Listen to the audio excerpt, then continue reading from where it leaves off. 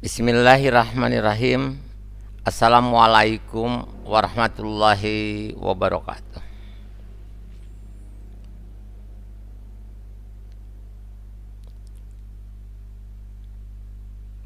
Bersyukur kepada Allah serta yang mengucap puja dan puji kehadirat Ilahi Rabbi dengan mengucap Alhamdulillahi Rabbil Alamin.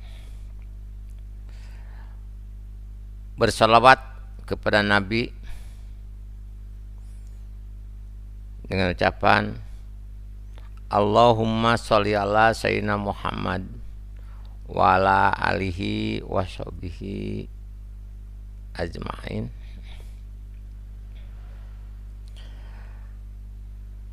Alhamdulillah bahwasanya pada kesempatan ini kita masih diberikan suatu kenikmatan oleh Allah dalam mengarungi dunia yang fana ini, dan alhamdulillah kita bisa mengikuti kegiatan pembelajaran yang insya Allah pada kesempatan ini, pada pertemuan ini kita akan membahas akidah, yaitu iman kepada hari akhir atau disebut juga dengan hari kiamat. Ini merupakan suatu rukun iman yang kelima yang harus kita yakini.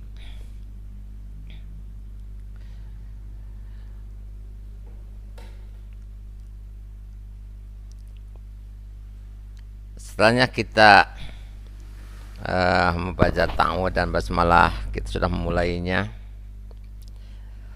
dan silakan perhatikan secara seksama penjelasan-penjelasan yang nanti akan Bapak jelaskan masalah keimanan ini,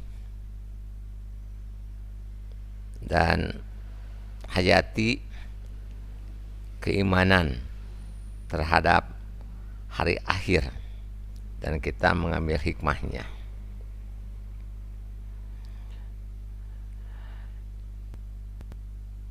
Ini untuk standar kompetensinya, bagaimana kita meningkatkan keimanan kepada hari akhir. Lalu bagaimana kita meyakini terjadinya hari akhir, berlaku jujur, tanggung jawab, dan berbuat adil sesuai dengan keimanan kepada hari akhir. Lalu menganalisis dan mengevaluasi makna kepada hari akhir, menyajikan kaitan antara keimanan kepada hari akhir dengan berlaku jujur, bertanggung jawab, dan adil. Tujuan daripada pembelajaran ini, kita menyajikan kaitan antara beriman kepada hari akhir dengan berperilaku jujur, bertanggung jawab, dan adil.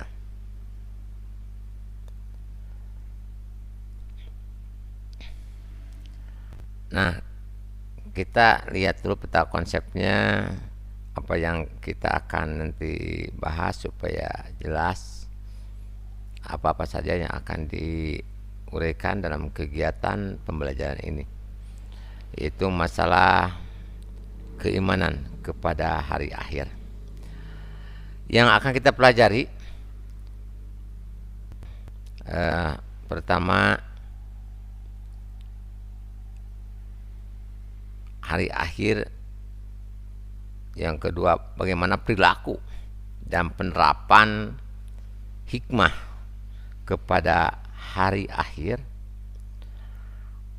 Ini hari akhirnya meliputi pembahasannya. Pertama, bagaimana pengertian iman kepada akhir. Yang kedua, tanda-tanda hari kiamat, hari akhir.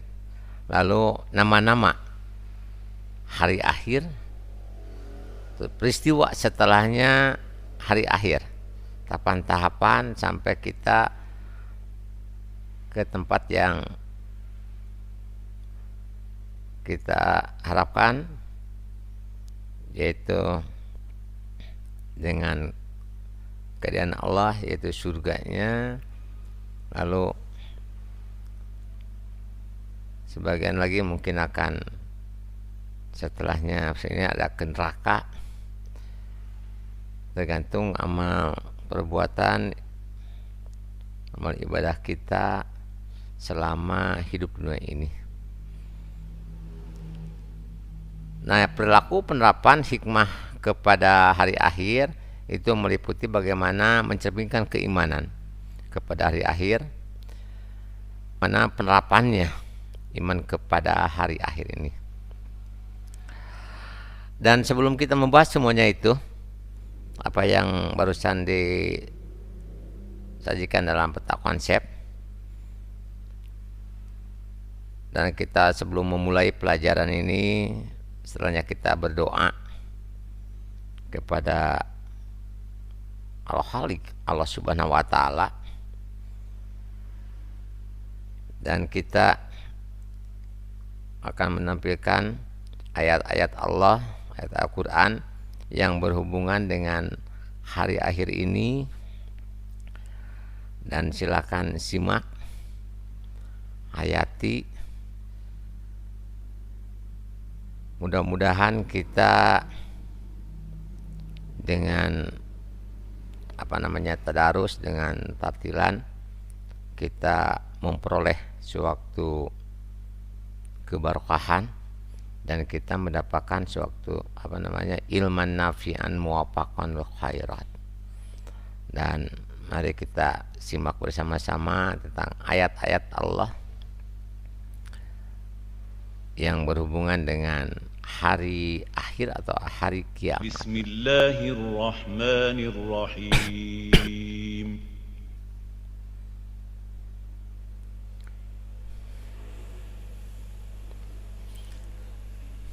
Alif Lam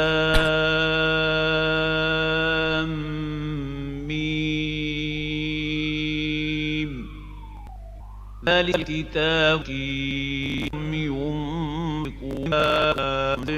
يوقنون إذا جاء أحدهم الموت قال رب ارجعون لعلي أعمل صالحا فيما تركت كلا إنها كلمة هو قائلها ومن ورائهم برزخ إلى يوم يبعثون.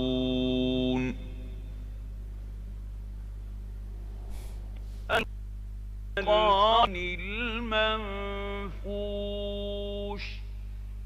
إذ يصدر الناس أشتاتا ليروا أعمالهم من يعمل مثقال ذرة خيرا يره ومن يعمل مثقال ذرة شرا يره.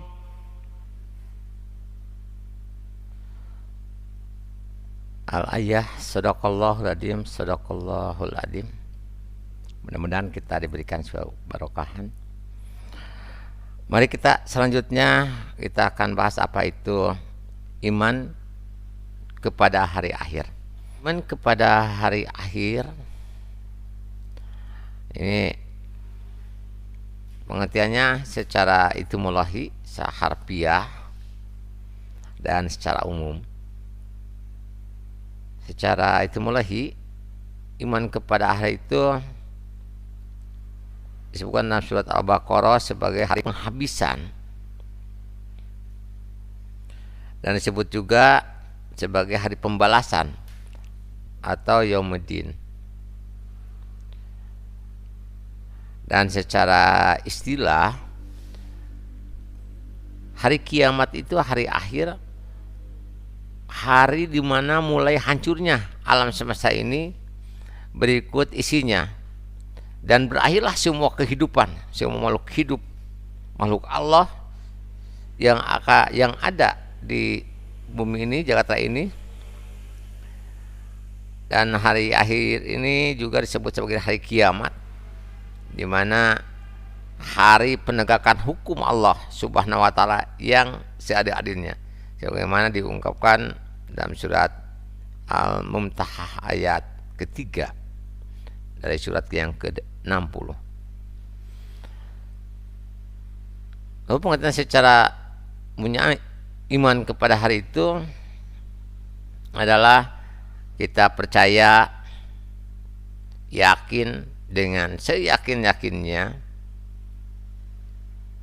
bahwasanya ada kehidupan yang kekal dan abadi di akhirat nanti. Hari kiamat ini sebagai hari pembalasan yang hakiki,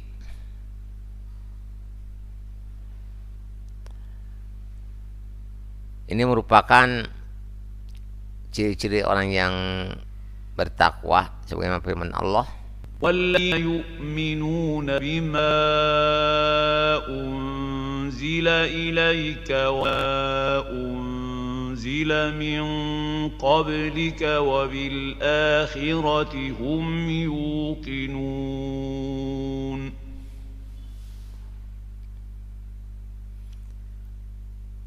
Jadi mereka yang beriman kepada kitab Al-Quran yang diturunkan kepada Nabi Muhammad dan kitab-kitab yang telah diturunkan sebelumnya, yaitu Injil, Taurat, dan Zabur. Wabil akhirati hum yuqinun, dan mereka itu yakin akan datangnya kehidupan di akhirat. Hari akhir ini kiamat menurut Al-Quran bahwasanya dibagi menjadi dua bagian. Pertama kiamat sugro, kiamat kecil. Terus apa namanya itu? Kiamat sugro itu peristiwa datangnya kematian bagi semua makhluk termasuk manusia yang bersifat lokal dan individu. Jadi peristiwa ini semua makhluk yang bernyawa dalam arti skala kecil atau berskala lokal individu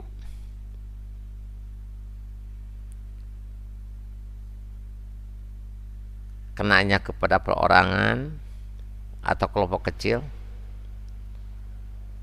Contohnya misalnya suatu kematian seseorang, atau ada suatu bencana longsor atau banjir di tempat tertentu. Nah, itu termasuk dengan kiamat sugro, kiamat kecil.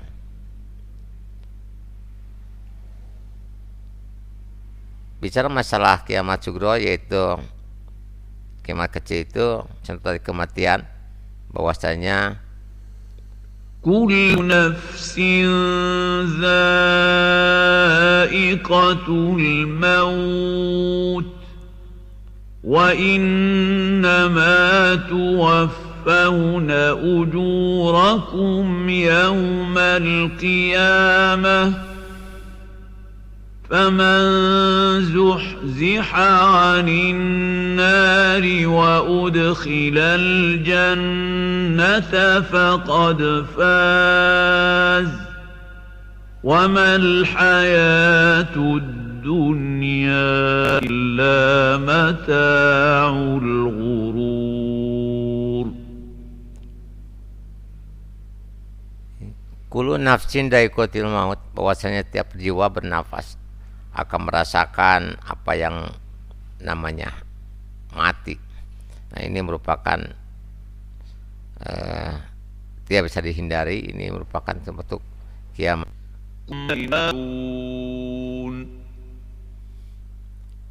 Ini sama yang diungkapkan dalam surat yang lain, surat Al-Ankabut ayat 57, sama dengan surat Al-Imran ayat 185. Kullu nafsin dha'iqatul maut. Nah, setelah itu kita masuk ke alam barzah, merupakan alam lanjutan tempat hidup manusia setelahnya mati sampai nanti dibangkitkan setelahnya kiamat itu. Itu alam barzah itu disebut juga sebagai alam kubur, sebagai pembatas antara kehidupan dunia dan nanti akan ke akhirat.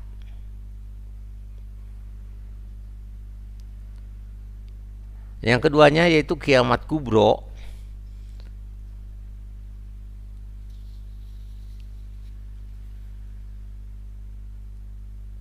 di mana ini merupakan suatu peristiwa yang besar, karena pada saat itu dengan kudrat dan iradnya Allah, alam semesta ini beserta isinya itu hancur lebur. Kiamat kubur merupakan rahasia Allah, akan datang secara tiba-tiba. Ini hancurnya ini diawali dengan ditiupnya sangkala pertama kali oleh malaikat Israfil. إذا الشمس كورت وإذا النجوم انكدرت الجبال سيرت. Nah, peristiwa berakhirnya seluruh kehidupan makhluk itu hancur lebur. Alam semesta ini secara total dan serentak,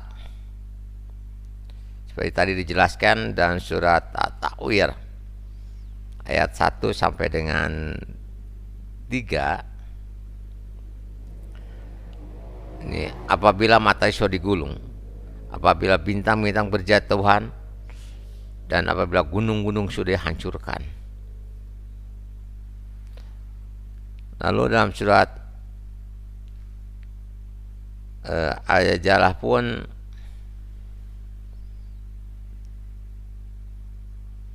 dijelaskan peristiwa terjadinya kiamat dimulai dengan datangnya gempa yang sangat dahsyat. Manusia itu bagaikan suatu aneh-aneh yang bertebaran, dan gunung-gunung bagaikan bulu yang dihamburkan. فإذا نفخ في الصور نفخة واحدة وحشرت الأرض والجبال فدكتا دكة واحدة يومئذ واقعة السماء فهي يومئذ واهية.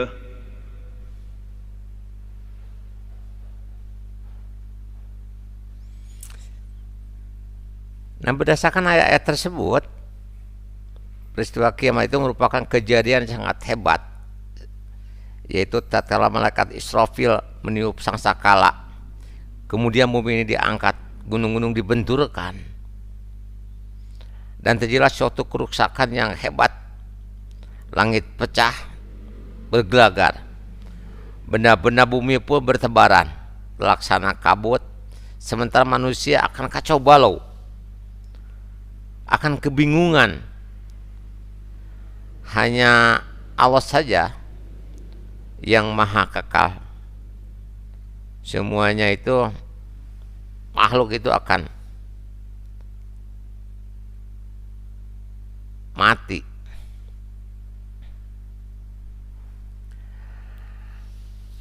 Nah, itu kejadian kiamat itu, tadi kiamat kecil dan kiamat kubro, dan kiamat besar dengan hancurnya alam ini. Lalu bagaimana nanti ini kiamat kubro sangat dirahasiakan, tapi nanti kita akan bahas bagaimana tanda-tanda akan terjadinya sewaktu kiamat. Tapi sebelum itu kita akan mengetahui tahapan-tahapan bagaimana sampai manusia itu akan menuju ke surga atau ke neraka. Ini tahapannya. Pertama, sangkakala pertama ditiup oleh Israfil, sudah itu hancurlah alam semesta ini, alam jagat raya ini. Semua makhluk berjiwa akan merasakan mati. Kullu nafsin dha'iqatul maut. Lalu Allah membangkitkan manusia itu yang namanya ba'ats.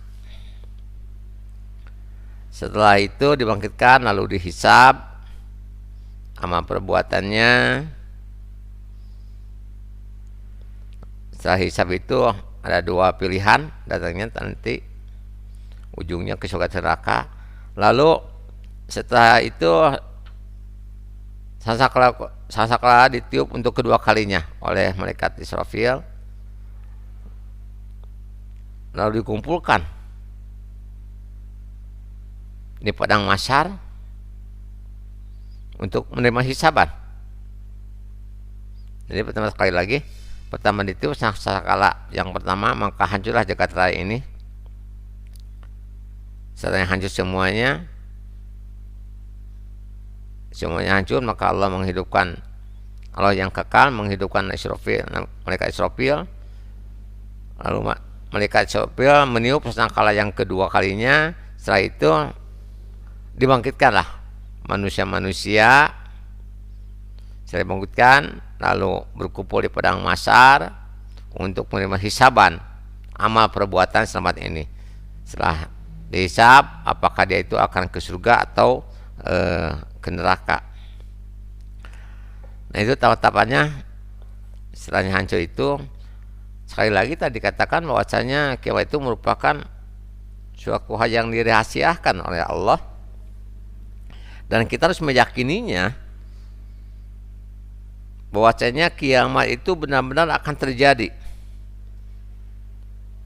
di mana alam semesta bersama seluruh makhluknya itu akan hancur tanpa sisa. Tidak ada yang tahu pasti kapan hari kiamat itu akan terjadi, kecuali Allah Subhanahu wa taala yang mengetahuinya, dan Rasul pun tidak mengetahuinya. Hanya Rasul memberikan suatu tanda-tanda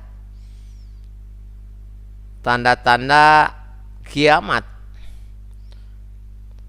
Nah, ini yang kapan hari kiamat itu terjadi? Ini dari dari Abu Husain Muslim bin Hajjaj bin Muslim An-Nasauri dalam Ajami Sahihnya menerangkan bahwasanya tanda-tanda terjadinya suatu kiamat. Ada tanda kecil. Ini hamba saya wanita melahirkan anak majikannya. Ada sekelompok yang tidak bersaksi lengkap, berlomba-lomba membangun gedung yang tinggi. Tanda besar itu datangnya ya Ya'juj dan Ma'juj, atau matahari tapi dari sebelah barat. Itu tanda. Tapi tadi dari Hudzaifah itu ada beberapa ciri-ciri tanda-tanda akan terjadinya sewaktu kiamat. Ini Rasul menyebutkan ada 10 tanda. Datangnya Dajjal, menyebutkan suatu kabut, terbitnya tadi matahari dari barat. Lalu salah satunya turunnya Isa bin Maryam. Ada 3 gerhana di timur, gerhana di barat, gerhana di Jazirah Arab, dan terakhir adanya muncul api dari Yaman. menggiring manusia menuju tempat untuk berkumpulnya para mereka itu. Nah itu tanda-tanda seputar tanda nanti akan apa namanya akan terjadinya. Sekarang itu banyak ciri-ciri yang yang sudah bermunculan, tapi itu tanda-tanda kecil. Dan apabila nanti matahari sudah terbitnya dari sebelah barat, ya hari kiamat itu akan terjadi. Ini nama-nama lain tadi kita sekali lagi ungkapkan bahwasanya tanda kiamat itu munculnya kabut atau dukhan, munculnya dajjal, munculnya dabah keempat, terbitnya matahari dari barat, kelimanya keluarnya Yajuj dan Majuj, keenam munculnya Isa bin Maryam, ketujuh ada 3 gerhana di timur, di barat, dan juga ada gerhana di Jazirah Arab. Lalu ada api yang muncul dari Yaman, kemudian menggiring semuanya itu. Itu tanda-tanda hari kiamat.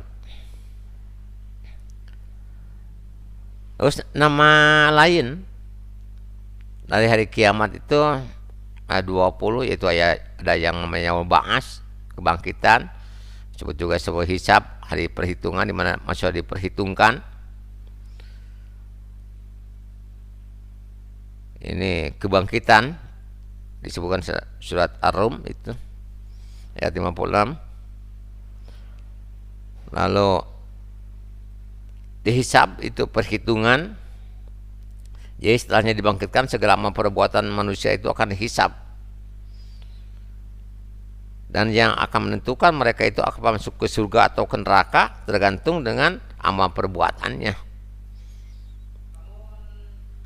Lalu ada juga dengan yaumul akhir, yaumul hasrah. Yang masa itu ya juga disebut sebagai nama hari penyesalan,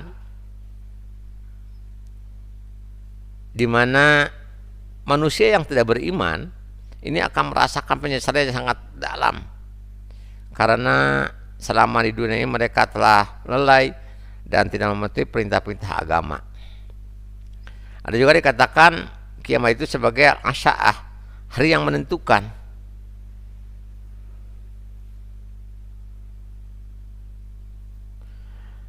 Menentukan bagaimana nasib kita sejak lahir hingga akhir meninggal.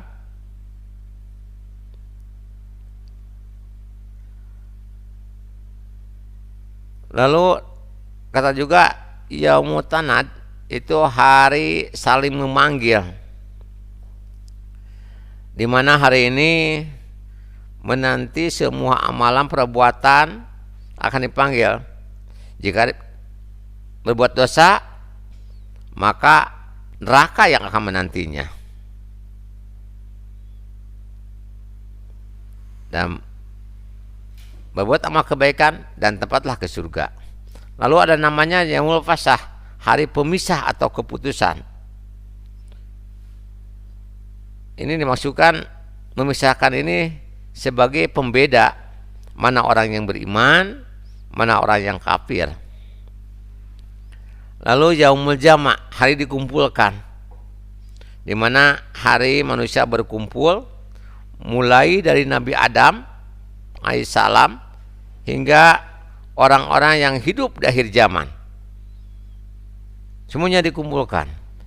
Lalu ada yang dinamakan dengan yaumul wa'id, hari yang dijanjikan.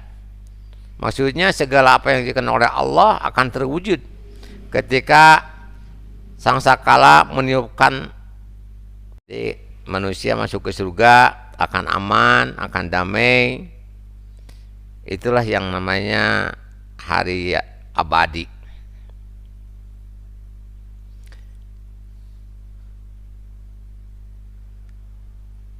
Lalu yang ke-11-nya Dinamakan yaumul khuruj, yaitu hari dikeluarkan dari kubur.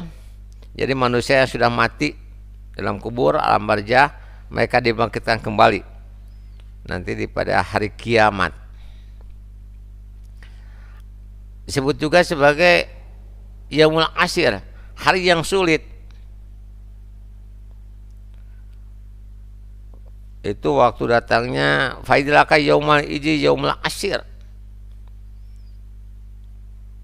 Waktu datang hari-hari yang sangat sulit, sebagaimana dikatakan dalam surat Al-Mudaththir ayat 9.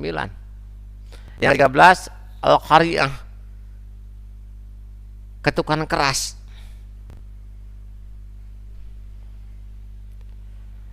Jadi pada hari kiamat merupakan kutukan keras bagi seluruh umat manusia. Dikatakan dalam surat Al-Qari'ah, wa ma adraka mal qari'ah, apakah Anda tahu apa hari kiamat itu? Lalu dikatakan juga hari kiamat itu al-ajibah, suatu yang dekat. Dekat, namun sebagai manusia ada yang tidak menyadarinya, malah terlena oleh kepalsuan dunia ini. Yang ke-15 asukoh, teriakan.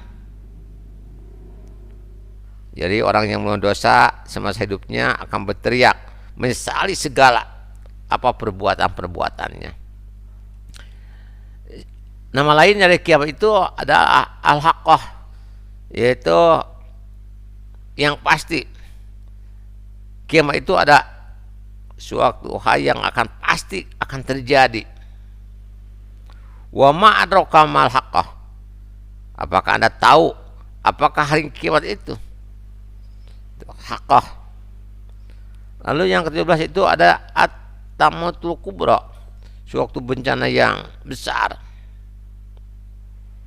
Faida ja'at tamutul kubra, maka apabila malapetaka yang sangat besar itu, yaitu hari kiamat, telah datang. Sebelum juga ada suatu al-waqiyah, itu hari kiamat, yaumul qiyamah. Idza waqa'atil waqiyah, apabila terjadi hari kiamat. Ini dalam surat Al-Baqarah pun di ayat 85 dikatakan tidak ada suatu balasan yang pantas bagi orang yang berbuat demikian itu selain daripada kenistaan dalam kehidupan dunia. Maka pada hari kiamat mereka akan dikembalikan kepada azab yang berat, dan Allah tidak lengah terhadap apa yang mereka manusia kerjakan. Lalu ada darul qurar, tempat kembali. Ini merupakan tempat kembali yang kekal selamanya. Lalu ada darul akhirah, yaitu negeri akhirat.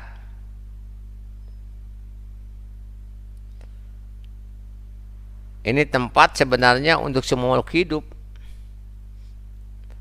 Dia akan kekal selamanya di dalam darul akhirat ini. Ada juga disebutkan sebagai Yaumuddin, hari pembalasan, yaumut takabun, yaitu ditampakkannya sewaktu kesalahan. Itu nama-nama hari kiamat. Lalu bagaimana peristiwa setelahnya hari kiamat itu? Yaitu ada yaumul ba'ats.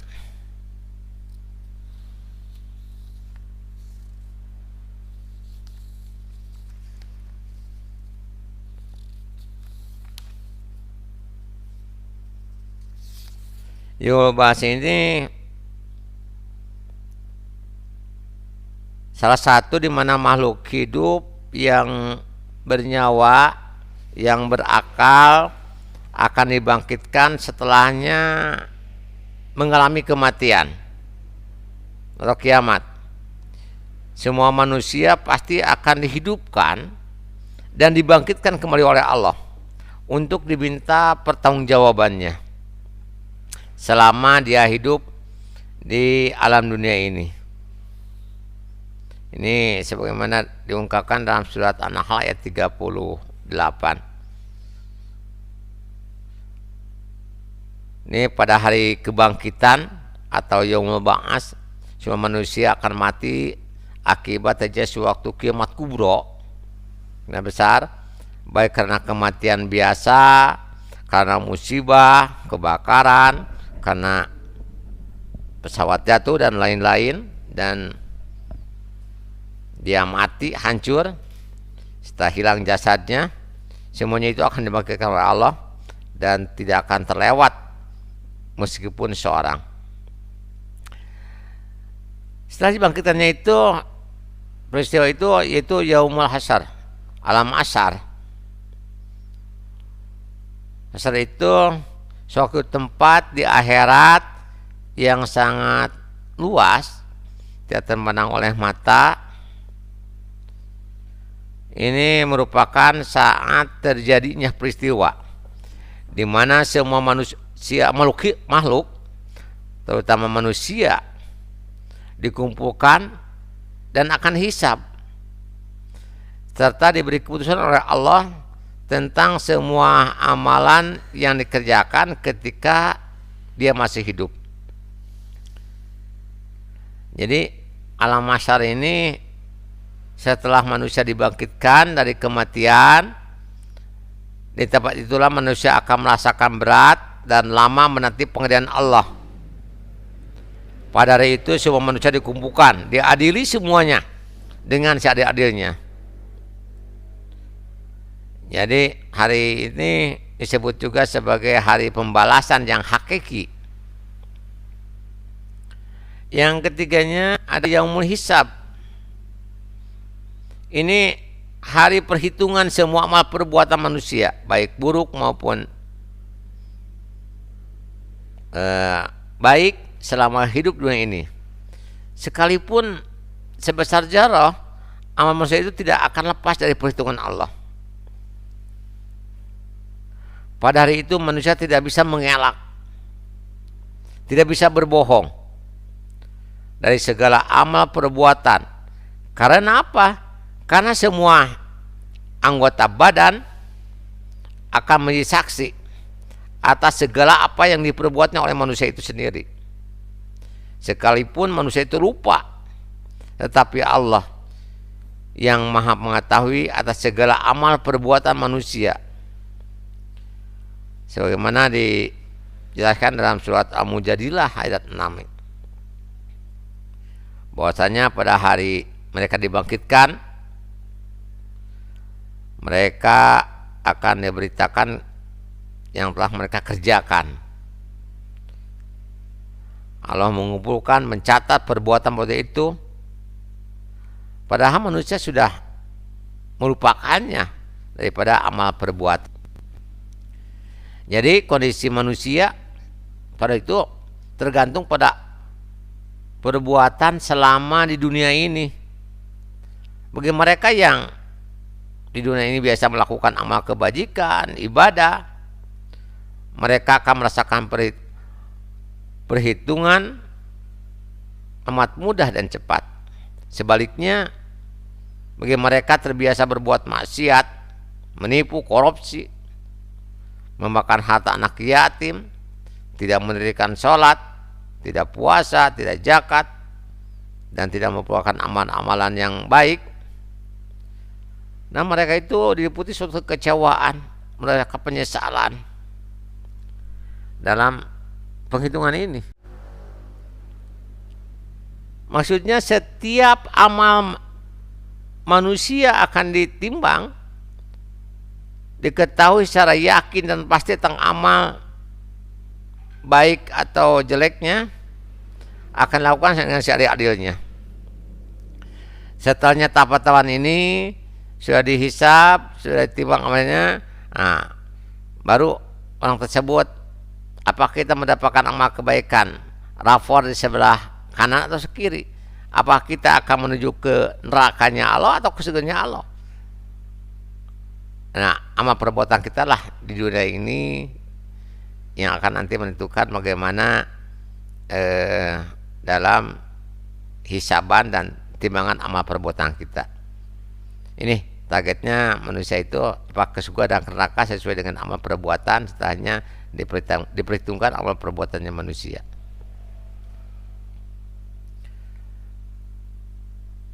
Ini surga ini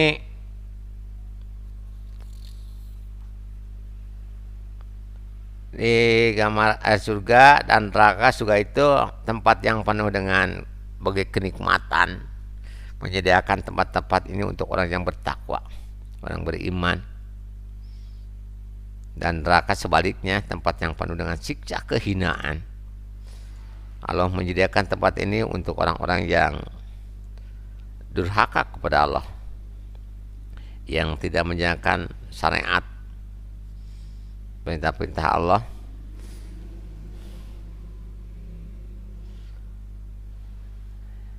Ini selanjutnya bagaimana kita ini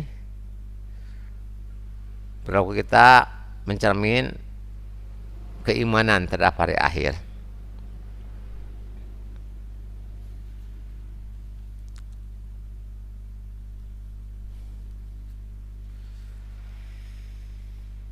Senantiasa kita harus bertakwa kepada Allah, melaksanakan semua perintahnya dan menjauhi semua larangannya, berdisiplin, melaksanakan sholat, ibadah-ibadah yang lainnya yang sifatnya hukumnya wajib.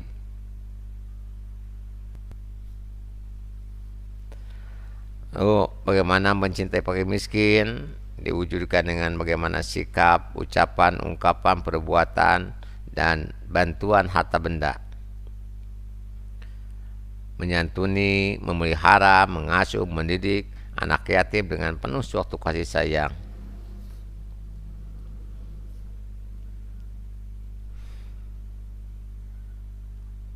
Bagaimana berperilaku baik terhadap tetangga, menghormati tamu, bertutur kata yang baik. Kalau tidak bisa berkata baik, fayaqul khairan Auliyasmut, lebih baik kita ungkapkanlah kata-kata yang bagus, yang baik. Kalau tidak bisa ya auliyasmut, diam itu lebih baik.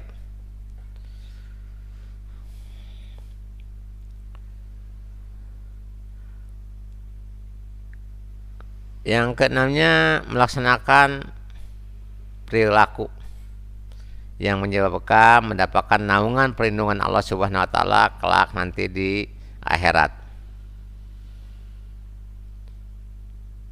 Jadi ada 7 golongan yang menurut Allah. Pertama, pemimpin yang adil, pemuda yang rajin beribadah, ketiganya orang yang hatinya selalu rindu kepada masjid. Lalu 2 orang yang saling mencintai karena Allah. 5 seorang laki-laki diajak berzina oleh wanita bangsawan dan cantik, kemudian menolaknya, dan dia takut sama Allah. Orang yang sedekah secara rahasia sehingga tangan kirinya itu tidak mengetahuinya apa yang disedekahkan oleh tangan kanannya. Jadi artinya kita tidak ria dan tidak sum'ah. Dan yang terakhir, 7, orang yang mengingat Allah ketika sendirian sehingga dia munculkan air matanya. Nah, selanjutnya bagaimana hikmah beriman kepada hari akhir? Perkuat kita keyakinan kita bahwasanya Allah Maha Kuasa, Maha Adil,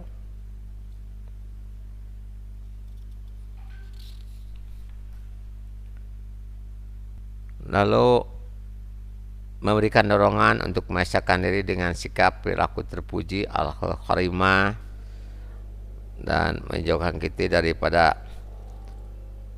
akhlakul mahmudah. اليوم تجزى كل نفس بما كسبت لا ظلم اليوم إن الله سريع الحساب.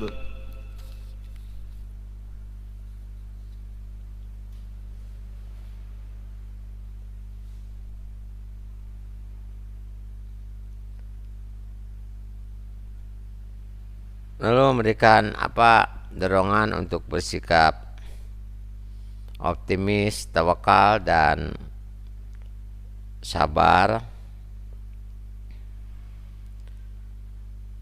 Walaupun kita tertimpa suatu kemalangan, nanti jadi Allah akan memberikan suatu cobaan kepada manusia itu dengan sedikit ketakutan, kelaparan, kekurangan harta jiwa, lalu kekurangan buah-buahan. Lalu Allah akan memberikan berita kepada orang-orang yang sabar. وَلَنَبْلُوَنَّكُمْ بِشَيْءٍ مِّنَ الْخَوْفِ وَالْجُوعِ وَنَقْصٍ مِّنَ الْأَمْوَالِ وَالْأَنفُسِ وَالثَّمَرَاتِ وَبَشِّرِ الصَّابِرِينَ.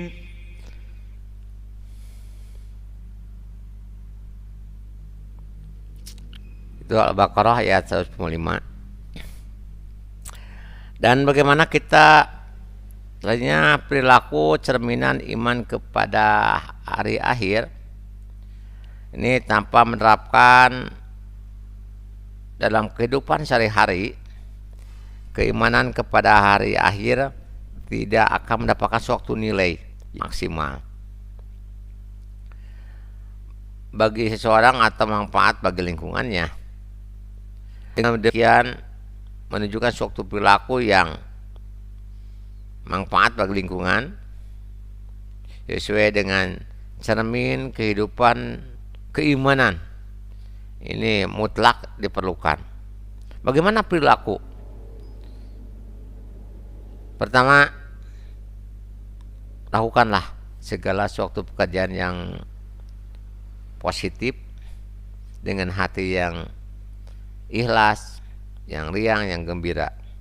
Bagaimana kita meladeni perilaku terpuji dari siapapun tanpa memandang latar belakang kehidupannya. Takut melakukan dosa-dosa, maksiat, dan segera bertobat apabila melakukan suatu kesalahan dan segera memperbaikinya. Lalu tidak ragu menolong kepada orang yang keusahan. Allah Maha segala tahu, memberikan yang terbaik bagi kehidupan hambanya. Jadi kita selalu harus berhusnudon, berbaik sangka kepada Sang Khalik. Lalu kita memilih prioritas pekerjaan yang banyak bermanfaat dan bernilai ibadah. Kita pun berusaha bersikap adil. Lalu bagaimana perilakunya kita kehidupan sehari-hari? Ya, takut melakukan dosa, kesalahan karena Allah. Lalu melakukan suatu kebajikan, ibadah semaksimal mungkin. Lalu kita harus yakin bahwasanya sekecil apapun perbuatan kita, ini ada balasannya di akhirat nanti. Dan orang iman kepada hari akhir, kita berikhtiar untuk meraih suatu, karena beramal di dunia merupakan ladang akhirat, dan nanti di akhirat akan memetik, akan panen.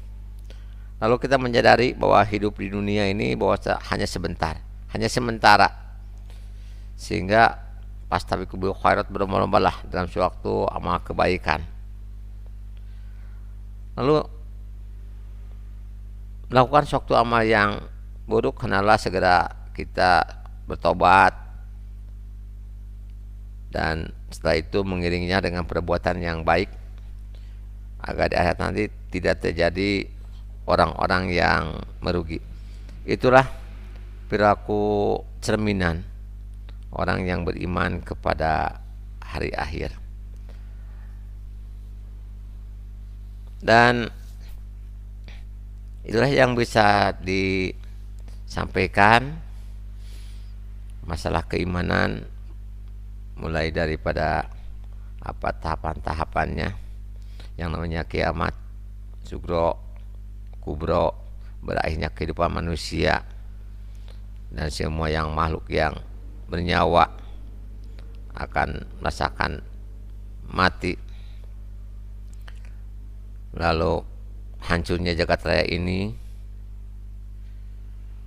akan datang secara tiba-tiba. Lalu kita harus menyadarinya bahwasanya kita hidup di dunia tidak akan langgang, akan mati. Lalu kita pun sudah mati akan dibangkitkan dengan yaumul ba'ats. Lalu kita pun akan dikumpulkan padang mahsyar, lalu dihisab. Lalu kita sudah ditimbang amal perbuatan dengan mizannya, ditimbang itu dengan seadil-adilnya oleh Allah, dan kita target apakah mau ke surga atau neraka. Ini merupakan suatu kenikmatan yang hakiki untuk orang yang beriman dan beramal soleh.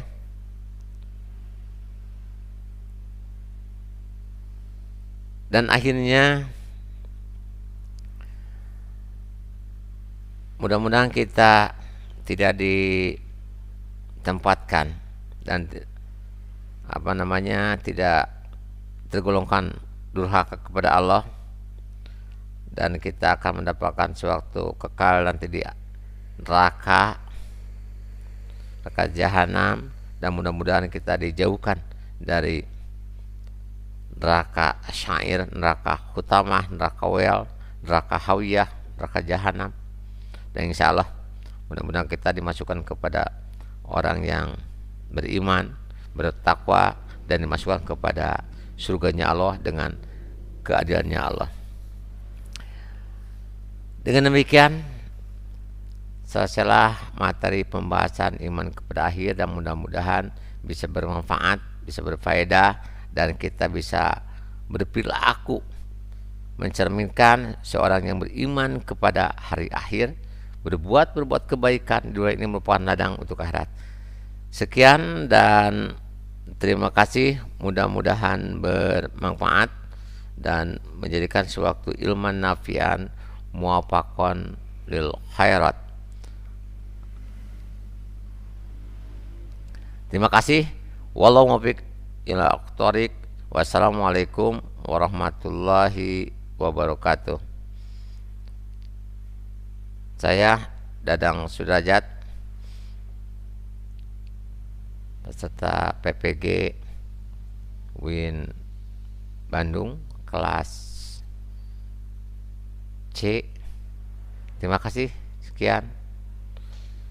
Sekali lagi, assalamualaikum warahmatullahi wabarakatuh.